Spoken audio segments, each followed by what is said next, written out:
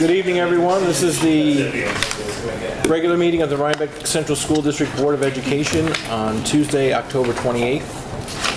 May I have a motion to approve the minutes of the October 14th, 2014 regular meeting? So moved. By Deirdre. Second. By Lisa. Any discussion? Okay, all those in favor? That's unanimous. That motion passes. We have an opportunity for public comment. Is there any public that wishes to make a comment at this time? Okay, seeing none. We'll move on to principals' reports. Gentlemen. Good evening, everyone. Sergeant. So, a few things happening at Chancellor. As you know, you approved it at the last meeting, but I wanted to point out something about our fall enrichment programs.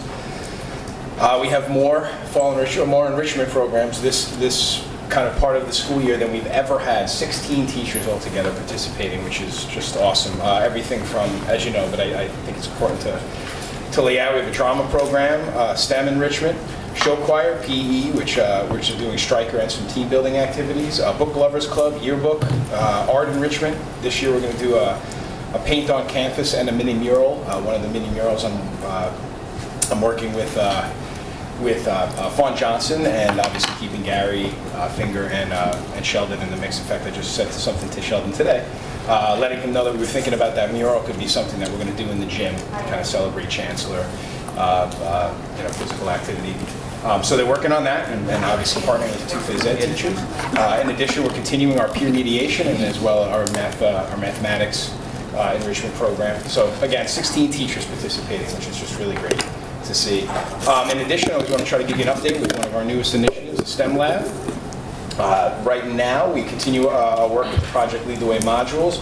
We're wrapping up work with first grade, and pretty soon we'll start second grade. So that'll be literally half the grades have gone through by the next time I'm here, which is great.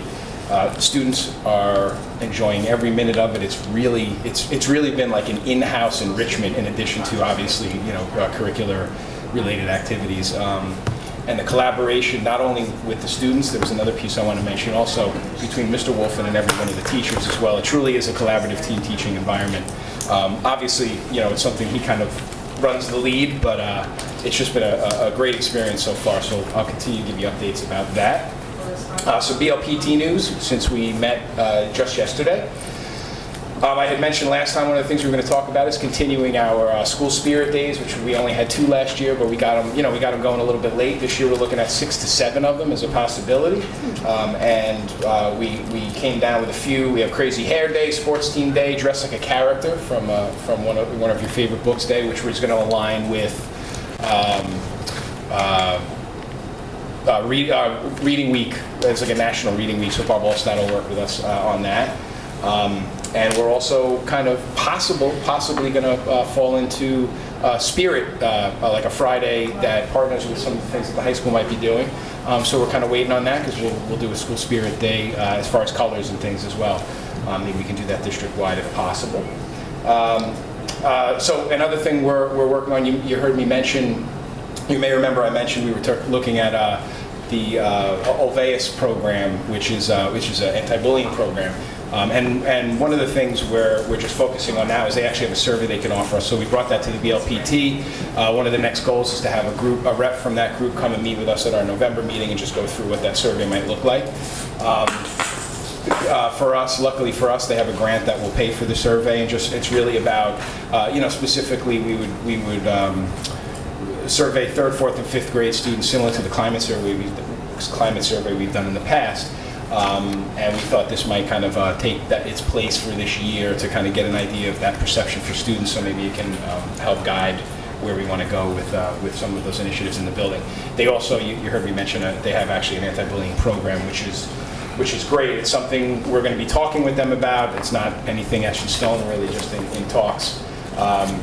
But the good thing about partnering with them as a possibility down the road is there's a great connection between what they do and Responsive Classroom. And there's 2 things we really like about the program. One of them, what they offer can be done within our morning meeting, which is something that we have structured in the building anyway during the day, which is great.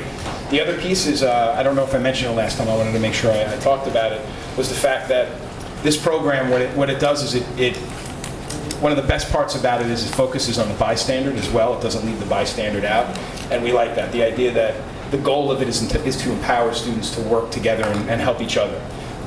So we'll have more information on that very early stages, and the BLPT was really interested in maybe bringing them back and finding out what that survey entails. So I'll report back to you next time we meet. I wanted to point out yesterday our annual Grade 3 Dictionary Project, sponsored by the Rhinebeck Rotary. I want to thank them once again. Really, just kind of an amazing activity. We spent about a half hour, 45 minutes with the third grade students.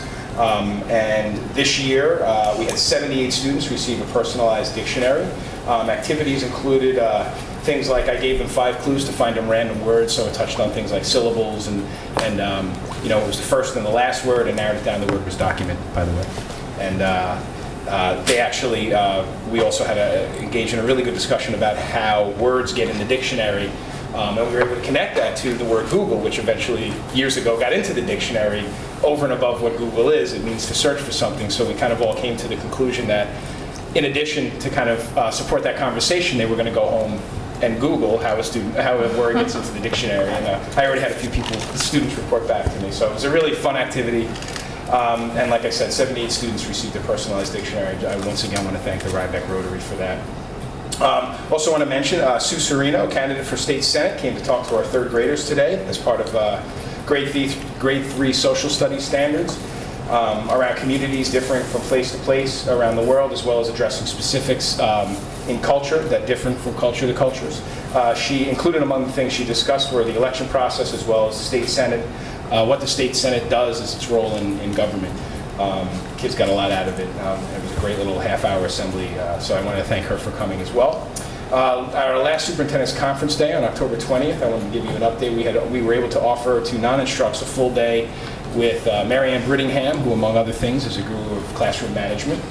And she focused on a few things: stress and how it can affect job performance, proactive strategies pertaining to student behaviors, as well as avoidance of power struggles and appropriate responses to misbehavior. So we were able to get lunch and recess aides, non-instructs, aides, and all 3 buildings participating. We just happened to host it at Chancellor. So really good use of that time. I think I got some of the best feedback from a full-day workshop I've ever gotten, and we're hoping to continue that relationship with her.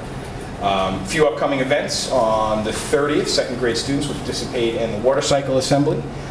You may remember the past couple of years, it's in courtesy of the Putnam Westchester BOCES as part of CLS's ongoing partnership with the outreach programs presented by Impact Education. There'll be other, as the year goes on, we'll have other assemblies for other grades, but second grade will be doing that for a full day on the 30th, kind of rotating through. Also on the 29th, you've heard me mention the grade 3 safety day. That'll be happening, is that tomorrow? That's tomorrow, right? Tomorrow. SROs are involved this year, as I mentioned, first time. We're really glad to have them. And looking a little further ahead, Teamwork Counts with third grade, partnership with PTSO and grade 3 students, and they get an opportunity to work in the gym for a portion of the morning where they do a series of teamwork activities and then rotate from place to place. So those are some things happening at Chancellor. All right. I saw Lisa's hand first. Brett, can you tell us how it came about that Ms. Serino gave the assembly you were talking about before? Yeah, I think actually I think Ms. Rizzolo, the grade level chair, had just reached out as someone locally running to I guess her group or whatever, and said we'd love to have you speak with third graders, talk about government and that kind of thing. So she was able to do it. Mm-hmm. I don't know if there were other people she had reached out to. I just know that that's the one when they finally nailed it down. They came. Thank you. Laura. Can you tell us about the teepee in front of school? Yeah, that's a group called With Flying Colors, and it's something that we've been advertising. It's a nonprofit organization. Actually, Allison Marino works with them, and it creates art projects for students. So that was kind of an installation. And if you see today, just recently they started painting it. So that was part of why it's there. We worked with Sheldon to find a good spot. Yeah, it's interesting. I got a couple questions about that. I think it's time to connect it to With Flying Colors, which we've been doing some some legwork on and some information out there and start to answer some of those questions. It's a good question. So anyway, they started decorating it today. Great. You'll see it get more and more involved as the days go on. Yeah, just a comment again about Ms. Serino, not necessarily we have to answer or discuss it now. I'd just be curious whether she handed out any campaign literature, because No, this has come up previously, and she doesn't represent Rhinebeck Right. in any way, so. No, her role was Just strictly as concerned someone about involved in Getting an involved election. with Yeah. inviting someone who's currently running for office, Sure. who doesn't represent currently our school district anyway. Right. So- No, what she represents is someone running for a state position, and students are talking in that grade about just government and what government does, and that was the capacity. So no, we were very clear actually that, and she was aware of it. It wasn't anything we had to impose, but she had known that that's not a place to do politicking. There were no signs. There were no run for me. When she came, she didn't have any pins on. I met her myself, so. It wasn't a situation like that. More along the lines of someone who's embedded in a process, and she wanted to talk to us about the process. Yeah. Diane? I just wanted to say, I'm sorry. that that's great, all those morning enrichment programs. That's Yeah. amazing. And I know that Fern does some of the artwork around the school. That's When we right. had breakfast with the board, I noticed some of the canvases, paintings down. Yeah. They're beautiful, amazing. Yeah. So I hope Great some stuff. parents get to come down there and I'm see glad them. you noticed it, and I want to also, Gary's been great with we got this stuff we want to kind of get up, and it's a Yeah. lot of student work. That's really been I have to say, it's been a goal of Fawn's since she started. She knew that was something I really wanted to support, and she's really utilized that resource. I'm glad to see it. So this time we're going to turn our sights on the gym and work with those guys to get some real good stuff up. Rick? The last meeting, Steve Jensen was here talking about the technology project and said there had been a couple of bumps. How's it going in Chancellor? Better. I think one of the big issues was some of the initial math testing that we had to do at the beginning of the year, kind of that growth measure that we do at the beginning and the end. He was able to kind of troubleshoot that, put us back a couple of days, but we were able to get it done. I know he's been troubleshooting any of the problems, like any of the school tool, those issues have been taken care of. Right now, the next step is we have these 3 tablet carts, one for each grade K1 and 2, that he's getting set up to kind of distribute. So it's moving in a positive direction. He's been, in addition to giving us updates at admin meetings, he's also, I invite him to faculty conferences and stuff to be able to just update staff on what's happening too, because I know in his realm it does change on a pretty regular basis, so the best person to get that info from is him. The STEM lab uses it and has been using? Yeah, we haven't had any problems with that. In fact, that was one of the first carts, because we had a separate cart that went kind of with that goes with that lab. And from what I've understood, it's been going very well. No glitches as far as that piece is concerned. Good. Okay, anyone else? All right, thank you. Thanks, guys.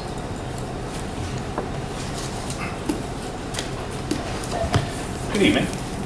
I want to start tonight with a little bit of a report out. I spent quite a bit of time talking, and I'm going to try not to repeat myself, but I spent quite a bit of time talking at our last meeting about the upcoming, at that point, Madagascar Day, and the programming that we were doing on that day throughout the middle school, grades 6 through 8. And you'll recall that this is part of a very lengthy ongoing process, one that we've really tried to get off the ground for a couple of years now, and we've been doing a number of activities. We've had a number of presentations, but this was really our first attempt at something sustainable, something building-wide, something that we could to build on and move forward. So just kind of a brief synopsis of what we did at each of the grade levels. 6th grade was all about learning. It was all about learning about Madagascar, about the culture, about the biodiversity of Madagascar. We had 2 of Dr. Patricia Wright's doctoral students who came and spoke to our 6th grade students, did fantastic presentations on their work. That followed with an introduction to a number of Malagasy games. Students got to break into groups, play a number of these games with their friends. They also were engaged in a project we called A Day in the Life, and that really was a reenactment. We received a number of firsthand accounts from students that had been interviewed at Centre Balbio over in Madagascar. They provided that information to us. We went through kind of their day-to-day activities and talked with our students a little bit. Compare that to some of the day-to-day activities that students engage in here. And it was really interesting, just examination of culture between the two areas. In 7th grade, that was really, our programming was really more about a direct exchange of ideas, centering around the arts. We had a number of students, quite a large group of students, following a grade level presentation that our performers from Zara Aina gave to all students. We had a number of students that worked with them for the remainder of the morning, interpreting a Malagasy folktale and then acting it out for their peers and the rest of the class. We had students that were working on a couple of art installations. We had a number of students that were working on an interpretation of the folktale on canvas, and then yet another group of students that was working on creating animals that are endemic to Madagascar. Those animals are being shared over with the students in Rhinebeck, and they've created some for us that are being shared here. Again, another art installation somewhere in our building that's going to be a baobab tree. I haven't pronounced that word right yet, but I think I got it that time. That's going to be up in our building, and the animals that are being sent to us from Madagascar, from the students over in Rhinebeck, will be hanging on that tree for everyone to see. And then finally, in 8th grade, our programming was all about sharing the project and giving back to the community outreach. I hope many of you had an opportunity to see the display that we had over at Oblong Books. Many thanks to them for agreeing to share our display and some information. You may recall, having walked around town, that there were a number of wooden lemurs hanging in the trees. As I reported out last time, each of these lemurs were created by our students. They were all individual, and they all contained a QR code. I believe that Kristen Colville was the person that was working with that group of students, and by the time they hung the last lemur and started to head back to school, they saw individuals in the community with their phones out, checking out the QR code, reading the QR code, which was linked back to our website, back to a lot of information about Madagascar and about the project we're doing here in Rhinebeck. All of the feedback that we received was incredible. Like I said, we worked with the town board, we worked with Oblong Books, we worked with a number of preschools in the community. We had students from the 8th grade working with our 2nd graders over at Chancellor. That was a phenomenal activity. I was one of the few staff members that was fortunate enough to see as much of this as I could in the 3 hours that morning, and I still missed a lot. So we've got a lot of pictures to share, we've got a lot of information to share, we've received a lot of positive press in many of the local newspapers, and we're working on compiling all of this information together in some sort of presentation that we can share with the students, we can share with the rest of the faculty, and in turn we can share with you. So when we have that compiled, we'll share that. As I said, this was an attempt at something sustainable. We had a number of individual teachers that have been very involved in this project, and we were really hoping that this would, their passion would spread to the rest of the faculty, and in fact it did. So we're looking forward to our next steps and where we go from here.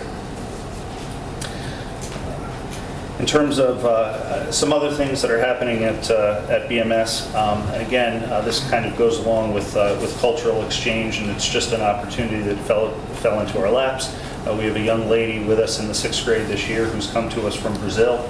She was working in her home and careers class with Miss Messina, and they began an autobiography project that they were doing in the 6th grade.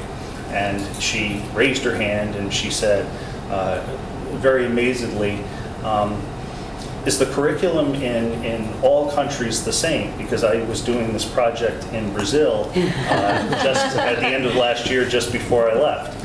And Ms. Messina then spoke to me, has reached out to her teacher, her former teacher over in Brazil, and we're now exchanging autobiographies with her former class over in Brazil, our 6th grade students here. So another opportunity to kind of raise global awareness of BMS, and an opportunity that, that I can thank Ms. Messina for taking advantage of. Thanks to an Arts and Education grant, our 7th grade classes once again are working with improv artist Denny Dillon. As you'll recall, they've done this for the last couple of years. It's been a phenomenal research project for them. They're learning about the Salem witch trials through reenactment of the Salem witch trials.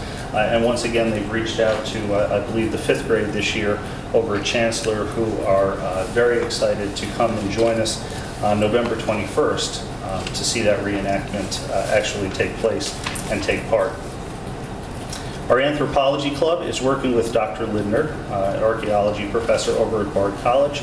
Again, another opportunity and another collaboration with a local organization. They were fortunate enough, Mr. Frischkinet got in touch with Mr. Lindner.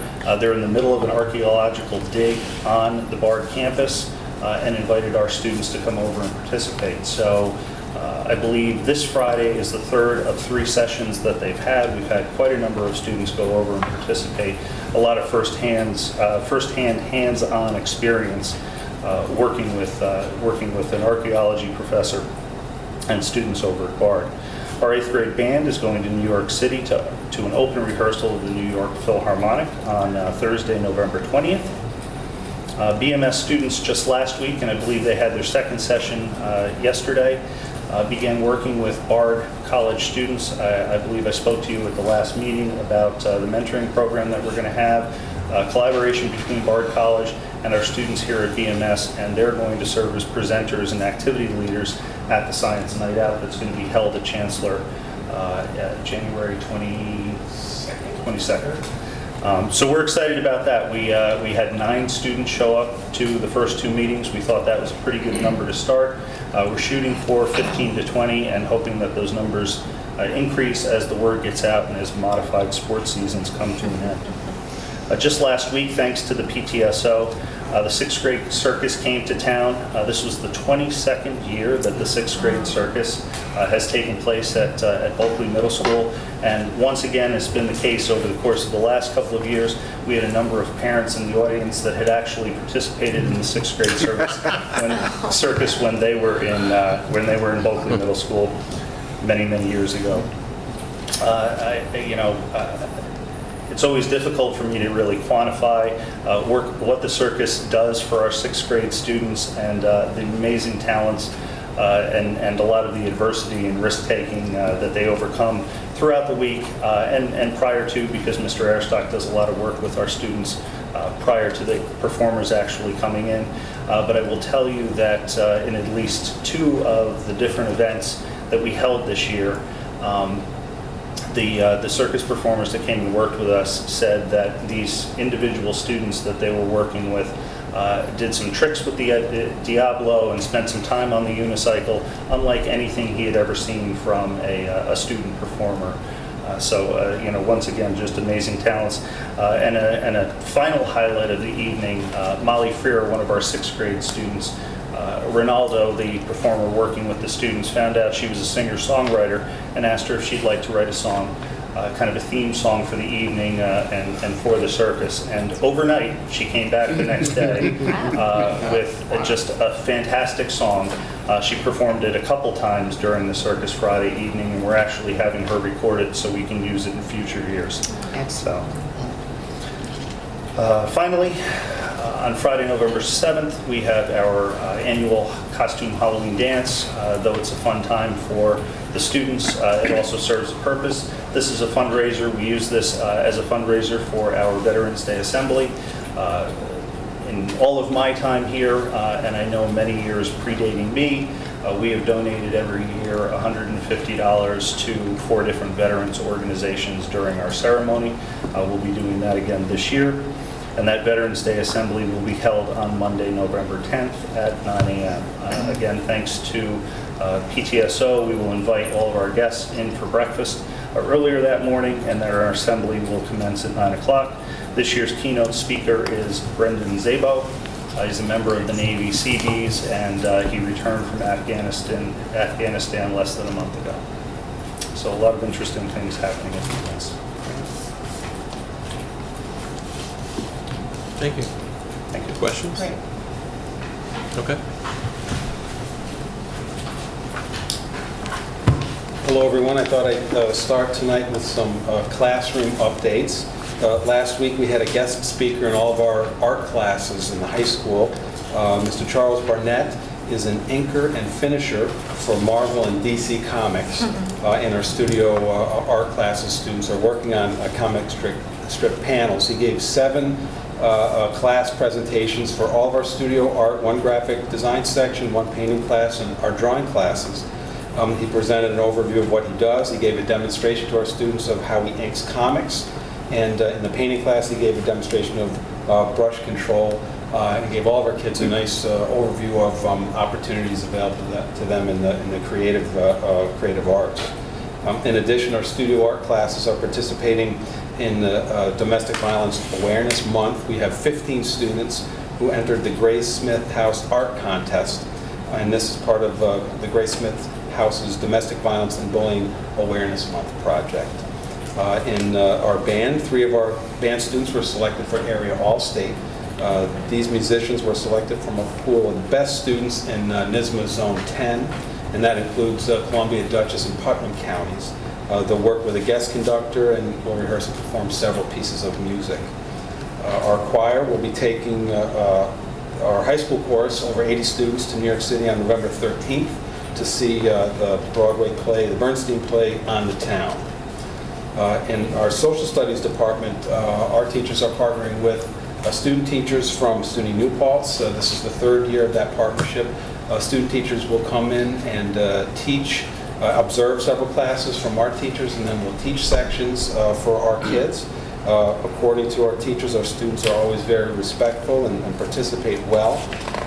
A lot of these classes are at the senior year level for our participation in governments and economics class. And some of the topics that our guest teachers have spoken about are civil liberty versus national security, the debate over derogatory names in professional sports teams, labor conditions in developing countries, and so on. So these are very topical subjects presented to our students from apprentice teachers. In our writer's workshop class, our students are going to be participating in, let me find it here, it's the National Fiction Writing Month, and they aim to compose first drafts of 50,000-word novels. And according to Ms. Grindin, we've got a couple of students already well on the way on that project. Wow. Our English department and our special education department, thanks to the work and the support of the Director of Curriculum and Instruction, have been working with a staff developer named Amy Benjamin, specializes in English language arts, professional development, and they've been working on revising our curriculum to incorporate the Common Core learning standards and to revise our curriculum to prepare our students at the end, our current 10th grade students, at the end of their 11th grade year to perform well on the Common Core Regents exam. In addition, during our last Superintendent's Conference Day, the entire high school faculty participated in a presentation from Ms. Benjamin on academic word lists. And very briefly, academic word lists, as we learned, are 570 words that occur with high frequency in academic writing and in collegiate writing, and which at the same time are not part of the 2,000 or 3,000 word working vocabularies of high school students. So she gave a presentation to us on how we can incorporate learning that vocabulary, in a natural way and in a smooth way within our own curricula at the high school. So in following up and debriefing with departments after that presentation, a lot of interest in pursuing that project, and we'll be discussing as a faculty ways to incorporate that knowledge and that presentation within the various content areas. In guidance news, at the end of this month, the Guidance Department will begin our review of the Program of Studies. We'll review as well any suggestions for new course offerings, which will then convey and share with the Director of Curriculum as well as the Superintendent. This is in time for our budget development process, as you know, so we're right on schedule in terms of developing our program for next year. The PSAT was administered on October 18th, almost 100 students, no incident, very smooth administration once again, and thanks to Mr. Haywood and all of our proctors for again making that happen very smoothly. The guidance counselors have concluded their parent meetings this year, and as I may have mentioned at another meeting, the parent meetings are designed to both orient parents to the demands of each particular year of school, and as we get closer to graduation, want to make sure that parents are aware of the important guidelines and signposts and action steps for college and career planning after high school. Have a number of extracurricular activities to report on. Several weeks ago, we held an activity fair for 9th and 10th graders. As you may recall, we held off on that for 1 year and simply distributed our extracurricular catalog. Thinking of the faculty was that really did not do enough to publicize our activities for our younger students. So with the cooperation of BMS, we held an activity fair for our 9th and 10th graders and had a good turnout and a good increase in terms of students participating. The Drama Club initiated their 4-week drama workshop. That's an opportunity after school in the evening for students who are interested in participating in the musical to get some background in acting and improv and movement on stage. I poked my head in the first of these workshops last week. I had about 25 students involved, so that was nice to see, and we're looking forward to a lot of participation for our school musical. Members of the high school book club attended last week an author talk at Oblong Books. They listened to the author David Schaefer read excerpts from his book, Whiskey Tango Foxtrot. The students read the book, they participated in the Q&A with the author, and also they met him personally and he was able to sign their own copies, so that was a thrill for them. The Gay Straight Alliance, in collaboration with the BMS Student Council, is sponsoring our 2nd annual talent show, which we're all looking forward to. That's scheduled to take place on November 20th. Currently, I'm in conversation with students about several extracurricular activity proposals. We're looking at some of the budget issues, amount of student interest, and also some timelines in order to bring those forward. So in the near future, may have some more information about those activities to present to you. And finally, thanks to the work of our school resource officers, particularly Officer Scattergood, last week we hosted a victim impact speaker named Marianne Angelillo. She's from Skaneateles. She addressed our students on the loss of her son in a drunk driving crash. Spoke to our students for about an hour. It was a very powerful presentation. And many students thanked me afterwards and talked about how they were affected by her presentation. As always, I was very proud of our students in terms of how they welcomed our speaker and how they comported themselves during the presentation. I mean, it says a lot about them. It's always, for a principal and assembly, is always, even with great kids, it's always a time when you're on pins and needles. And, you know, I've never regretted having assembly or putting one together for our students because they always do our community very proud. So that's an update on the high school. Okay. Questions? Diane? I just want to say that the 9th grade, 10th grade parent meeting with the guidance counselor was fantastic, and it was great that they sent home the information for parents. And just a suggestion, maybe it could be videotaped for next year so parents can really get all the information and get to see the presentation that weren't able to go. That is a fantastic suggestion. I'll think of a way to share that with our guidance counselors and get their assent. But yeah, I think all the parent meetings will be very, very useful. It's just a lot of great information. Yeah. Rick? Is the 570 word list available? We want to learn them. I said no. I'm quoting from memory, which is always dangerous, but Ms. Benjamin's website site is amybenjamin.org. But let me confirm that, and I'll be in contact with you. And it is posted on her website. Works for me. I also have a couple copies in my office. I'll buy it tomorrow. Deirdre? Yeah, it was so many great things going on as usual. And John, I just wanted to share with you, I know you spoke earlier, but just that we did actually talk about Madagascar at our last meeting. We weren't here because some people had been present, but the numbers, I think there's almost a dozen community organizations that have been mentioned with all three of you talking about the different things going on. So it's just so great how the partnerships with local organizations. And then I just want to thank you, Ed, for and note that our athletes have had a number of postseason competitions, and I've been seeing you with them. So I just appreciate that you come out and cheer for the kids as well. Thank you. The boys and girls are competing tomorrow, boys and girls soccer. The AD reminded me that this is the first time that the girls are competing for the sectional title.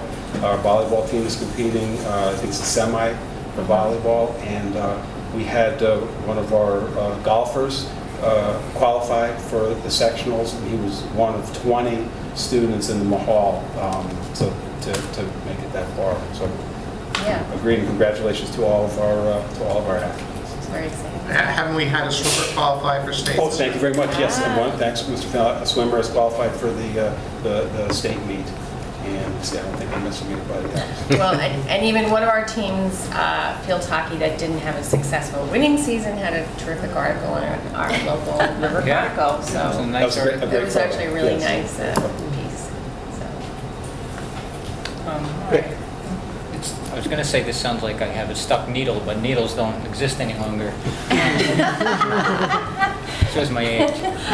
I may want to back into John here. How is the tech system going with in your two areas, please? Well, in the high school, we're finding that it took a little bit of time. We're dealing with subcontractors and contractors, but wireless is up and running. I think we're dealing as well, and this is something that Mr. Jensen is really on top of. Our smart boards are currently, not all of them are up to snuff. I don't think the company supports smart boards anymore, so we're working with Mr. Jensen to have an alternate kind of technology. A lot of our teachers in the middle school and in the high school rely on smart board technology to conduct their classes. So far, a couple bumps at the beginning of the school year, but I think things have been going well. Thank you. Paul. Deirdre? I just have a comment really for all three of you. And we've just returned from the NYSBA conference in New York City. I was very struck by the gentleman who was awarded the Teacher of the Year award. He was from Gloversville, and he spoke very eloquently on the importance of school boards working in partnership with principals and teachers all together in support of student achievement and learning, and how important that sort of communication is between all the groups that support student learning. And I want to thank you for all the opportunities you've given us as board members to come to these events, to learn about what's happening in our schools. When we were talking about it in our board meeting last time, a member of the public said, wow, this is great. I'm excited to hear the board talking about what's going on. And so as part of our communications goal this year, we're really highlighting for ourselves the need to know, to kind of come into your buildings when you invite us and share events with us, and also to share that with the communities that we serve as well. So thank you very much for keeping us in the loop and letting us see the great work that's going on.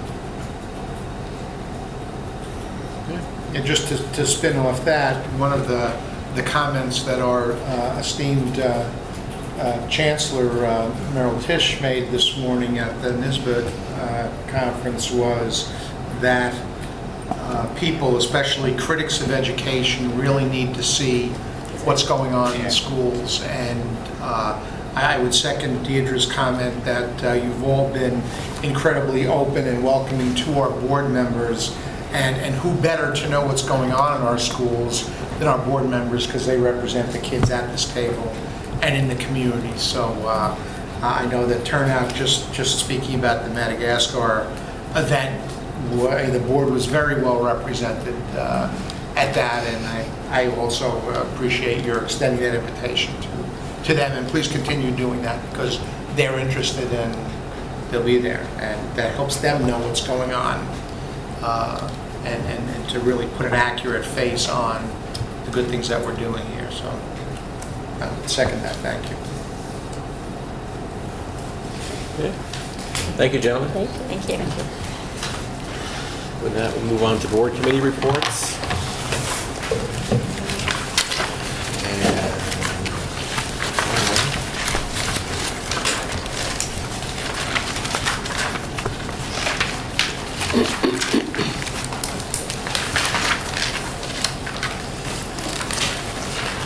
Start with Personnel Committee. Okay, I did those minutes. We discussed 3 topics. The status of the ANI negotiations, which the next meeting, the meeting which was anticipated to take place had to be rescheduled. I expect that it'll be held soon. That the discussions with what I refer to as unaligned employees, they're not members of any of the bargaining units, that the school district has, and the committee is going to be reviewing the draft contract that they presented and will report to the board at the appropriate time. And the committee is also looking for some additional advice from the district's legal counsel concerning that process. Okay. Any questions for personnel? Okay. Thank you. Finance Committee. Those are mine. The first thing we did was we got an update on the school lunch program. The participation levels were up at Chancellor and high school for the beginning of the year, and just down slightly at BMS. We talked about how that usually participation goes up throughout the year. It starts out a little lower, and then it goes up as the year goes, as the school year goes on. There is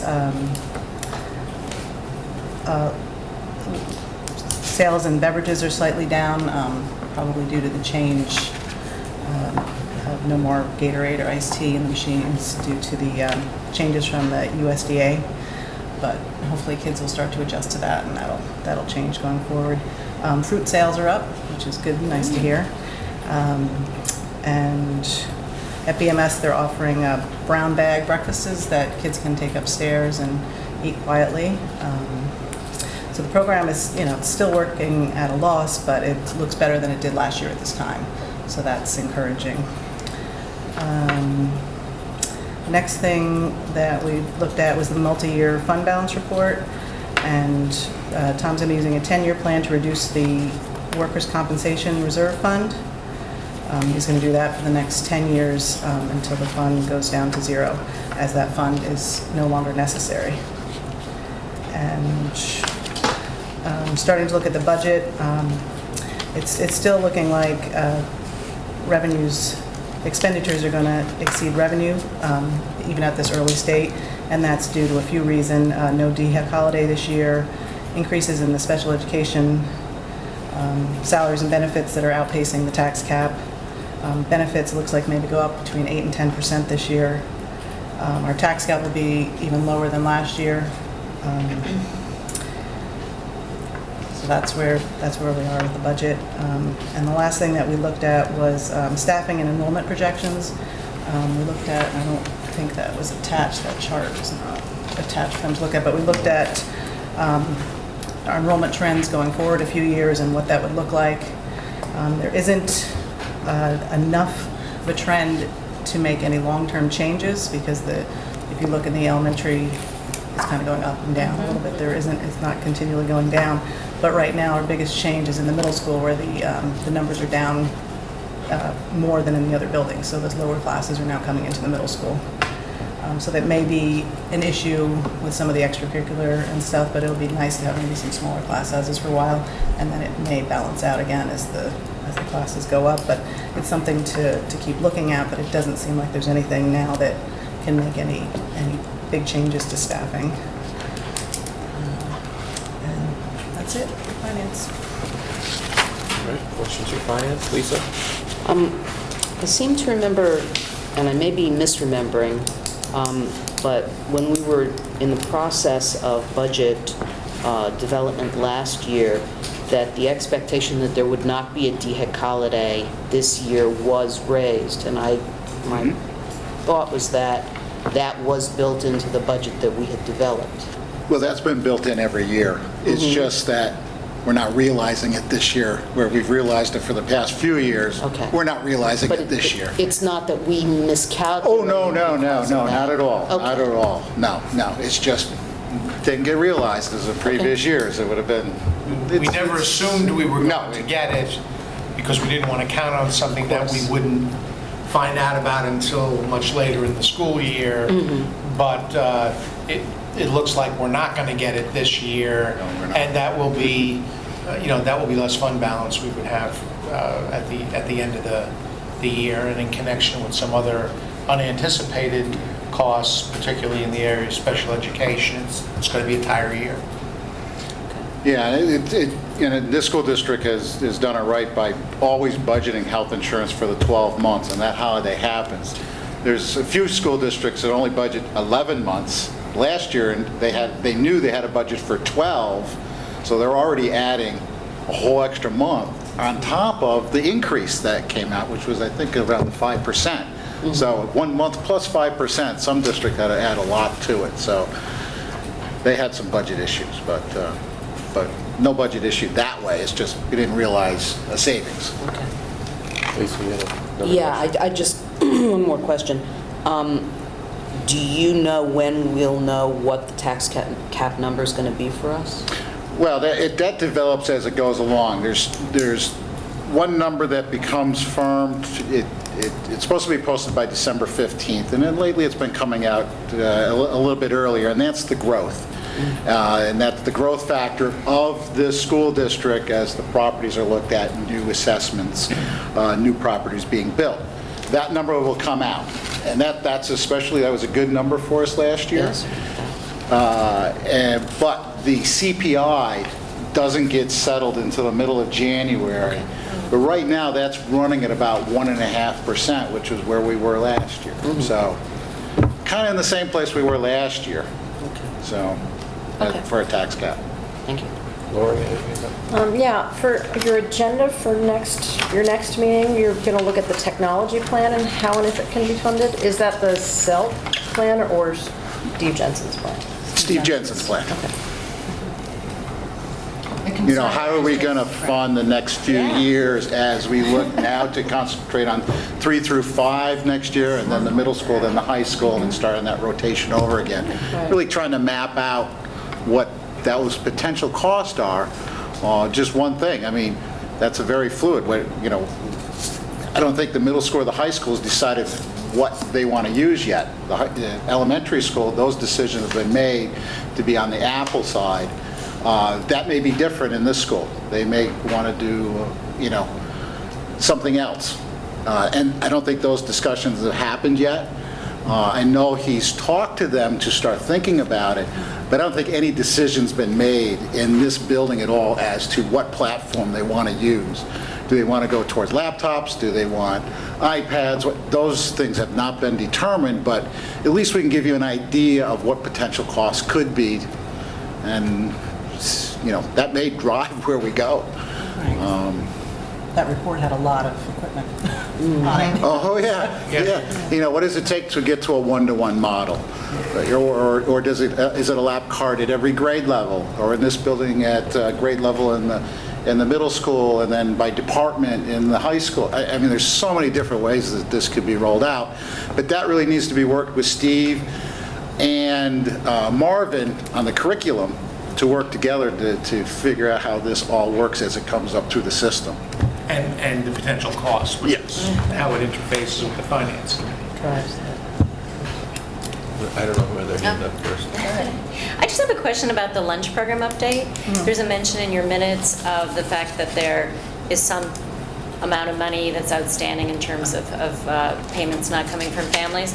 I'm wondering if you have any more information, or you say the policy committee is going to deal with this, but do you have any understanding of, is there some sort of an issue with the free and reduced lunch? Is there some kind of overlap between groups of people who are having problems paying for lunch? I'm just wondering what it really Well, boils I would down just to. say that finance is not going to deal with, I mean, finance Yeah. is not going to deal with collecting that money. No, that's the But business They are side. looking at a policy Yeah. about, you know, what, How do we Yeah, yeah, deal yeah. with it? Yeah, they're not the collections agency. But I'm just wondering what the underlying, if there's any understanding of what the To issue. tell you the truth, it's been an issue probably going back for 50 years. Okay. Okay. It's just, there's Kids just always forget their so money many and- that just aren't paying up. And I think what's happened now is because we've gone computerized, it's right there, it's in my face, I see Right. it. It hasn't been going up. I mean, it's really steady. The nice thing we said is, you know, people are paying. It's just, Yeah. sometimes it takes a long time, but there are some families that are Well, I think that's are an something we should issue. be sensitive to. And you know, Right. what do we do? Actually, And how we do that as a policy. Right. You know, we can't deny them a meal, No, but exactly. And they- we can change the meal we give to them to say, hey, and after how many meals? After 10 meals, after 3 meals? What's the right number of meals that you say, all right, it's time that we change you from the hot lunch to a peanut butter and jelly or something of that nature, which meets all the guidelines, but isn't, what they may want. That's the policy committee's challenge Okay. to try to grapple Yes. with what's the right thing Right now, we there. have no It- policy in place. Would it, Yeah. just to answer your question though, would it tend to be families who are not on free and reduced Oh, lunch? yeah. 'Cause the Oh, free and certainly. reduced They're lunch already, in families- Yeah, a sense, yeah. accommodated, Yeah. right? Yeah, Okay. yeah. But I'm wondering It's- if there's a sort of a group of people that somehow are not, who aren't in that program that are struggling to, Those that are, we reach out to them, we try to have the social workers in those schools to Okay. reach out to the That's family very to see if important. there's some way that, they could help. Yeah. But a lot of times they don't meet the guidelines to be put onto the program. Mm-hmm. Unfortunately, the free and reduced program, it doesn't matter if you're in New York State or you're sitting in, Mississippi, it's still the same guidelines, so it doesn't matter so it costs more to live around here, so you might earn a little bit more money that puts you over and you don't get it, but Doesn't account for it doesn't the cost of account. living. I mean, it does to a point, but not enough where it really makes a difference. I mean, that's where the state does lose out, overall because of that. well, I think it could help us and guide us in our work if we have an understanding kind of how the finances connect to kind of a human picture in terms of what might be behind that, so. That's what's behind my question. Deirdre? Yeah, a couple of things. One is just to share that Tom did share with us that his office did, more extensive outreach Oh, yeah. to families who are about being eligible for free and reduced. And that number, percentage-wise, I think is slightly above 15% Is of that ours. right? Yeah, it's kind of going a little bit down. 15%. And then the other thing is just, I wanted to highlight as well what's in Diane's minutes, that our next meeting, also part of the agenda, is a more detailed review of our fund balance, because the consequences, as are noted in the minutes, of the various budget challenges this year, including the tax cap, are, it is a part of the governor's plan to force districts to use more fund balance, but we know over these many years you have to be quite prudent with the use of your fund balance, or you find yourself in a situation at some point of having to, cut programs.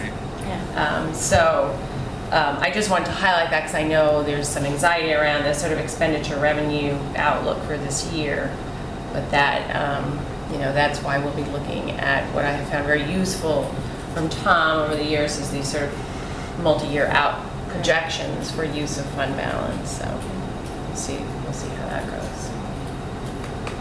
Rick, did you have your hand up? No, Okay. holding my chin up. Anyone else? Okay, so let's move on. Next is audit committee. Those are mine. So the committee has continued our conversations about adding a community member as a participant in this committee, and we sort of, Rick had found some wonderful examples of applications for community members to get involved with a Board of Education audit committee, and we took sort of some of the best parts of those applications, and I'm going to work to try to pull it together and create a draft of an application that would work for Rhinebeck. And we'll get input from the committee, and then we'd like to share it with the full board to get your input, make sure we haven't missed anything. We will put it out to the residents of the district as per our charter, but if we don't get overwhelming response, we may need to amend our charter and go beyond the borders of our district if need be. So we'll keep you posted on that. We will, once we have it all developed, we'd like to develop a page on the website with Steve Jensen, sort of a form so that people can fill in preliminary information, which will then take them to the application. We would also like to be able to publicize it not only through social media groups, but with our esteemed newspapers and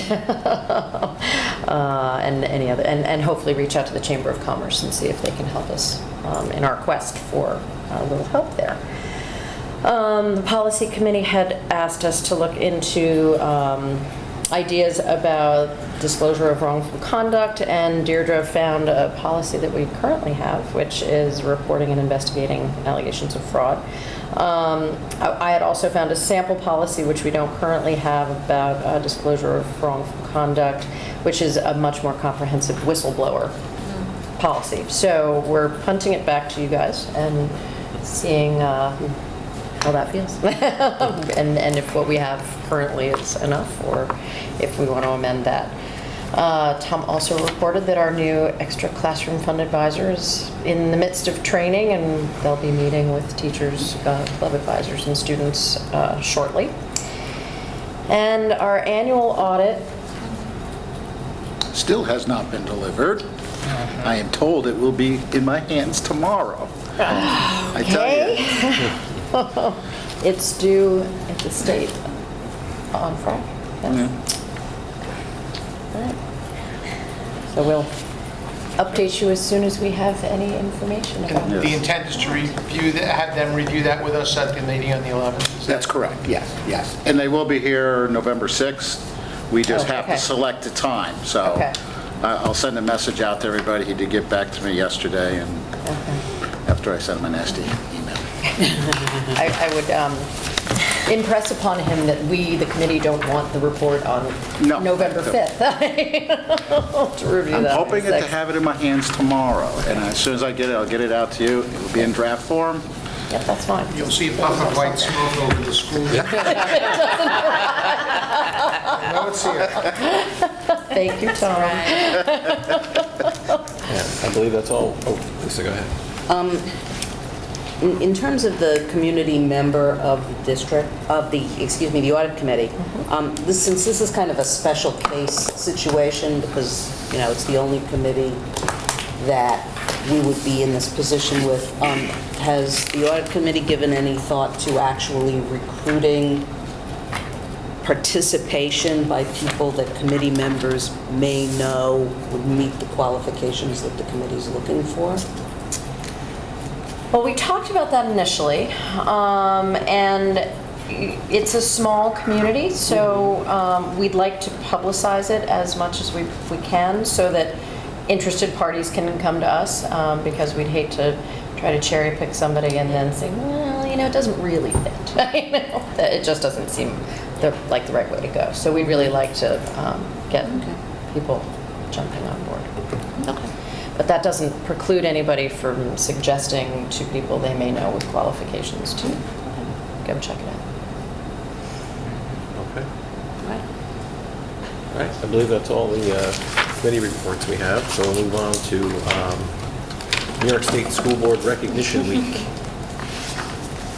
Well, this is the week each year that our governor recognizes the work that school board members do through a proclamation. It typically dovetails with the week during which New York State School Boards Association holds its annual conference and convention. And as somebody mentioned earlier, 4 of us just returned late this afternoon from an excellent opportunity for board member and superintendent professional development. Those of you who have had an opportunity to attend in the past are well aware of the high quality and the sheer amount of training and workshops that are available to board members and superintendents. This year they were typically relevant. They addressed things that are going on now. There were some interesting, if not semi-controversial, or could have been semi-controversial speakers who were there to address us. It was, I think, for any board member, it was 2 days well spent learning the job and the craft of being a good, if not an excellent, school board member. So it was my pleasure to spend those couple of days with 4 of you, and appreciate the collegiality and the opportunity to learn with you and to share ideas from the various sessions that we attended. As has been our practice in past years, we made an effort to try to split ourselves up and go to as many different sessions as we could to bring back information that would be helpful to our board in doing the work of the district for our children. I think we were reasonably successful in doing that. So thank you for Mary Ann for her efforts in getting things, making the arrangements and getting things set up for us. And it's just really an issue of this proclamation in action. It happened there the last couple of days. It's good stuff. Thank you. Thank you. He's the boss. Oh. I see Just hands up. about the comment. Little blurry-eyed. A few days. Just about the conference, I also thank you, Marion, for setting everything up, and Joe for taking the time, part of which was on a Sunday, to come down with us. It's a great opportunity to hear about what other boards are doing and all the workshops, and just reminds me of how lucky we are here and what a great district that we have, and that's always stands out to me. And I would just say we did go to a lot of workshops, and maybe we can find a place in committee to the ones that apply to the committee to talk about them or put them on the agenda, and anything that didn't fall into one of those committees, maybe at our next meeting we could add, because there was a lot of information, and it would be great to I'd just like to add too, if you went to a session, maybe you could download the handouts for it, and we could put them in the next board packet so that everybody can share. Yeah, just there were so many, maybe the If committee. you download the ones that you went to and then get them to me, and I can have Mary Ann put together a little phone book's worth. Laura? Last year, I know we had spent some time, each of us, sort of taking notes at those sessions along with the PowerPoints that go along with. And Yeah. I would be happy to put together my notes because there were some really fabulous sessions. I agree, and I think there were actually some really important issues raised that could come back to the full table once we do that sort of digesting. Okay. Lisa? Was there any discussion of the issue that Deirdre circulated in the email about NYSBA and its view of the APPR? Well, there was we did hear in the roundtable meeting this morning that the resolution on continued use of the APPR for teacher evaluations was voted down at the business meeting. So NYSBA will be, I guess, changing their position on that in accordance with the way the resolution was voted down. So. There's more to come on that, I think. Interesting. Okay. Deirdre? Yeah, just, and also like a follow-up to a little back and forth we had via email. In some years past, we actually did it around the table, take the board NYSBA resolutions and look through them and have discussion about them. We haven't done that in a little while. And one of the issues is like to, which is a good thing to know what our organization is doing on our behalf. Anyway, we pay them dues. but, it's just staying, like, you'd have to pick a delegate to vote at the business meeting, and sometimes when they haven't been in New York City, it's been far away, and, aren't going to stay, because it's usually the end of it. But I think, the other issue is is NYSBA getting funding from New York State Education Department to do certain things that fit with their political agenda, but don't necessarily represent the wishes of school boards. So it'll be interesting to see if that comes up in other ways. The lowerhudson.com, lowhud.com covered that some, but that was not in any of the e-clips we got that week. So it'll be just interesting to see, because typically I haven't seen a lot of internal issues, but that the sort of larger debates around the efficacy of teacher evaluation and state funding, that's sort of really hitting NYSBA is, kind of makes sense. So we'll see.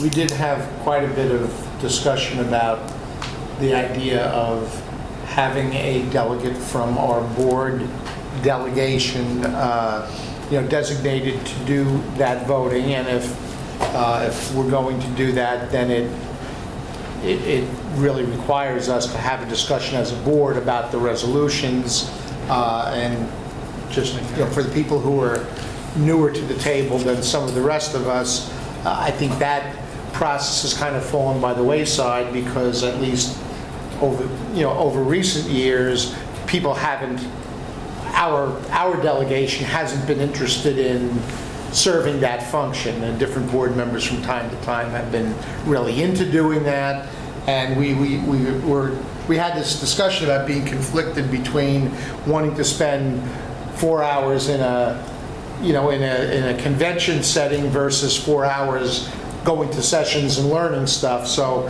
certainly, if there's an interest on the part of whomever might be attending next year, assuming we are, then we need to be mindful of the resolutions packets and voting to designate a delegate, and then having that person represent us there. So I think it's really at the interest of those of us who are going as to who wants to jump into that role, but it's certainly available to us, no doubt. And I'll just add that in the past few years, looking over the resolution, we haven't really been in disagreement with any of them, so that was one of the reasons that we really did participate in the voting. But we can certainly look at the resolutions next year and vote if we choose to. Okay. The application of Grassmere Farm to the Dutchess County Industrial Development Agency for a real property tax abatement. Okay, this I put this on the reports and discussions part of the agenda, really solely for your information. I didn't want you to read about this in the newspaper before I had an opportunity to put it on your radar. Last Tuesday, I received a call from a representative of the Dutchess County Industrial Development Agency, giving me a heads up that the Grassmere Farm had applied to them for a tax abatement. Those of you who've been around here a little while will recall that a few years ago, at the start of the project to expand the Northern Dutchess Hospital, the board was approached by representatives of the hospital and the developer to ask the board to consider the approval of a pilot, a payment in lieu of taxes for the new construction that was at that time going to be happening there. And one of the things that came out in those discussions was that there is a process that is part of the Industrial Development Agency structure that, in the case of the hospital, that if the board and the village, or the town, I think the town, no, the village, so I remember Jim Reardon was involved in those It was discussions. actually all three. Was it all three of them? Okay. that if one or more of those municipal entities decided not to approve a pilot, that the developer could still go to about a planning process. We can do that. If we want to bring somebody in to talk to us, we can do that. I mean, I'm not an expert on this topic, but there are people out there who are, and if we decide that's what we want. So I may just put it on and let it be a running topic, and we may or may not have 5 minutes or an hour and a half. Depends on what you want. So yeah, I'll do that. Thank you. The other topic is last midwinter, there was what seemed to be a rather hastily put out there proposal or legislation actually from Albany to provide a school tax exemption to veterans. We had a discussion about it. The timelines, you may recall, were very, very tight. In fact, weren't even feasible if we wanted to go down that road to do the required hearing in time to vote on it and have it be in effect for the coming tax season. It was just dropped on us, the details were dropped on us way too late. However, at the time, we did say we would take it up again at some point in the future. So one way or the other, I didn't want to see us wait until next February, then we're dealing with the same short timeline. So if it's the pleasure of the board, and you'll let me know, to schedule that on an agenda sometime over the next several meetings, then I can do that. Again, that's not saying we will necessarily pass that or not. I think we're going to have to revisit the details of that. They're a little hazy in my head. I don't remember all the details from back, but I think we at least need to review that internally. If that's a discussion that the board wants to have, you will need to let me know, because if you don't want to discuss it, then we won't put it on an agenda. So that'll be at your pleasure. And we could do it in the finance committee and present it out from there. That would be another way to do an initial review of the That sounds like a logical. implications. So that does sound like a good idea. Laura? To have it done in finance is fine with me. I had talked to Joe over the weekend about the potential for finding data about what we're talking about here, numbers of people. I don't know whether that's... I could put that together. I mean, I did last year. It's the same concept. It's a guess. Now, I know exactly how much the veterans exemptions are. But how I many can get veterans that. we have in the district? Oh, yeah, I can get that great. information. Okay. And really, it's coming out of the town because the town gives it. It's school districts that don't. So it's easy to get the value of what that is, or a good approximation. Of who's getting it currently. Yeah. And what really I only care about how many people, what's the total bottom line? Because what that will do, it's going to lower the value of the entire district because it's exempt now. And that's going to spread whatever that is. And I don't remember exactly what it was, because remember, you can set it at all different levels. That's right. It's all different levels. And if I think at the lowest level, I think if I remember, it moved about $125,000 from less that the veterans would be paying to the other homeowners. So I think that was about the number, but I have all that information. I put it together and we presented it at finance. Okay, those are the two things from old business that I wanted to resurrect here. Deirdre had her hand up. Yeah.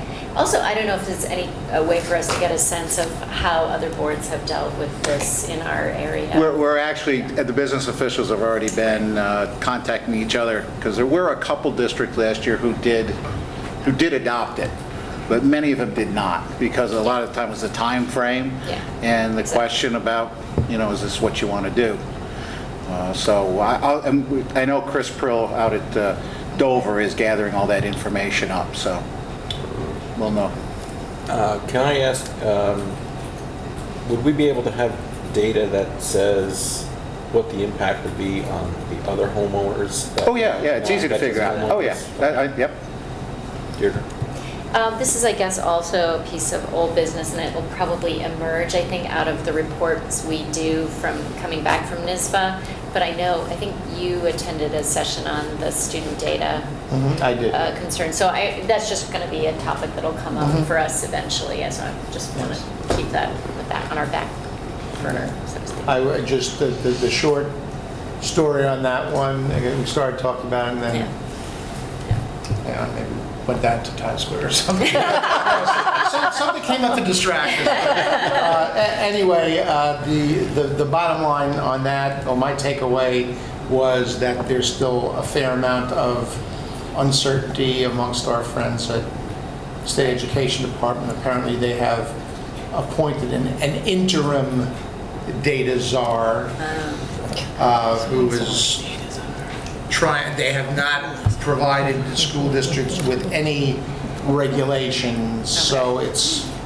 With which to comply. There's nothing That's for us exactly to the comply point. with. So we have a mandate, but we don't have any specifics as to how to meet the mandate. Not just us. I mean, so there's a lot of uncertainty about exactly what people should be doing. So we're not really behind the 8 ball. It's everybody's flying by the seat of their pants. Diane? Other old business, is it too late to apply for the joint dinner? Is that still open? No. Okay. If you're interested, let Mary Ann know. I think we have. Put me down as yes, Mary Ann. Mark, Joe, Lisa, Yeah. If Yeah. there's no soccer no game. soccer. Sorry. Can't be that soccer game. They are a priority. Yeah, sorry. So you'll Wanna add go. Diane Wanna to the go. list. Okay. Cool. Anybody else who wants to come along? Let us know. All right, we're up to public comment. Is there any members of the public wishing to make a comment? Okay, seeing none. Our public. Other. Anyone have any other items? Okay, so we'll move on to our action items. Does anyone have anything they would like to remove from the consent agenda? Okay. So I may have a motion upon the recommendation of the superintendent of schools to approve the consent agenda. So moved? By Deirdre? Second? By Lisa. All those in favor? That's unanimous. That motion passes. I have a motion upon the recommendation of the superintendent of schools to approve the list of additional emergency conditional substitute teachers and substitute non-instructional staff for the 2014-15 school year. So moved? By Deirdre. Second? By Lisa. Any discussion? All those in favor? That's unanimous. That motion passes. A motion upon the recommendation of the superintendent of schools to approve as a final reading the adoption of modifications to board policies 3330, regulations dissemination, 4010, equivalence in instructional staff and materials, and 4322, programs for the gifted and talented. So moved? By Deirdre? Second? By Lisa. Discussion? Rick? I think actually Laura pointed this out, the 4010, the equivalence, there's supposed to be a report to us from the superintendent a year. Does this occur? No, but we discussed that at the policy committee, and what we're going to do is we're going to put that on the annual reorganization meeting agenda. Just It's a piece of information for me. yeah, I mean, truth be told, there's really not much to report, but since we're supposed to do it annually, we thought we would put it on that agenda and make sure it gets done every year. Works for me. Okay. All those in favor? That's unanimous. That motion passes. I have a motion upon the recommendation of the superintendent of schools to accept the donation of a Xerox Phaser 6115 MFPD printer from Ed Haas. So moved? By Deirdre. Second? By Lisa. Discussion. We'll just thank Mr. Haas for his donation. All those in favor? That's unanimous. That motion passes. I have a motion upon the recommendation of the superintendent of schools to appoint 2014 BMS after-school program instructors. See attached. So moved? By Deirdre. Second? By Lisa. Discussion. Lisa? 2014-15? That's what my agenda says. Yeah, that's this year. Yeah, he said Mark just said 2014. 2014-15. Sorry. Okay. Okay. All those in favor? That's unanimous. That motion passes. May I have a motion upon the recommendation of the superintendent of schools to appoint additional 2014-15 RHS advisors? So See moved. attached. By Deirdre. Second. By Lisa. Discussion. All those in favor? It's unanimous. That motion passes. We have a motion upon the recommendation of the superintendent of schools to accept the resignation of Helen Moses Steckman, teacher of speech and hearing impaired, for the purpose of retirement as stated, effective June 30th, 2015. So moved. By Deirdre. Second. By Lisa. Discussion. All those in favor? It's unanimous. That motion passes. We have a motion upon the recommendation of the superintendent of schools to approve the appointment of Ed Morgan to the position of custodial worker assigned to the Chancellor Livingston Elementary School effective October 20th, 2014 at a salary of $32,234 prorated in accordance with the Annie salary schedule for 2013-14 with a 26-week probationary period. So moved. By Deirdre. Second. By Lisa. Discussion. All those in favor? That's unanimous. That motion passes. We have a motion upon the recommendation of the superintendent of schools to approve a leave request from Morgan Lobruto to commence on or about April 6, 2015, with such leave to be taken as paid medical leave through the period of disability as certified by a physician in writing to the extent of her accrued sick leave, and thereafter such leave to be taken as unpaid child care leave through the conclusion of the 2014-15 school year on June 25, 2015. So moved. By Deirdre. Second. By Lisa. Discussion. All those in favor? It's unanimous. That motion passes. We have a motion upon the recommendation of the superintendent of schools to approve the permanent civil service appointment of Tanya Davis as personnel assistant effective October 28, 2014. So moved. By Deirdre. Second. By Lisa. Discussion. All those in favor? That's unanimous. That motion passes. We have a motion upon the recommendation of the superintendent of schools to authorize the president of the Board of Education to sign an amended employment-related agreement with employee number 1832 dated October 28, 2014, as presented to the board at this meeting. A copy of said resolution shall be incorporated by reference within the minutes of this meeting. So moved. By Deirdre. Second. By Lisa. Discussion. All those in favor? That's unanimous. That motion passes. We have a motion upon the recommendation of the superintendent of schools to approve a leave request from Caitlin Grande to commence on or about March 7, 2015, with such leave to be taken as paid medical leave through the period of disability as certified by a physician in writing to the extent of her accrued sick leave, and thereafter such leave to be taken as unpaid child care leave through the conclusion of the 2014-15 school year on June 25, 2015. So moved. By Deirdre. Second. By Lisa. Discussion. All those in favor? It's unanimous. That motion passes. We have a motion upon the recommendation of the superintendent of schools to approve the terms and conditions of employment for the assistant superintendent for support services for 2014-15. So moved. By Deirdre. Second. By Lisa. Discussion. Diane. I'd just make a motion to table this as the board hasn't had a chance to discuss this. Okay. Second to that motion. Second. By Lisa. All those in favor of tabling?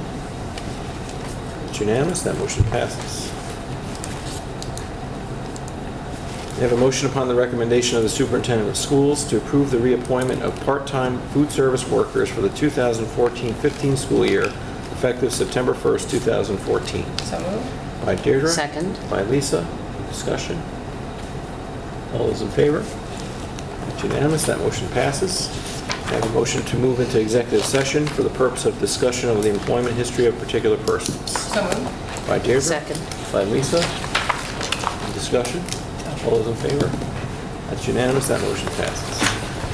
We're moving into executive session.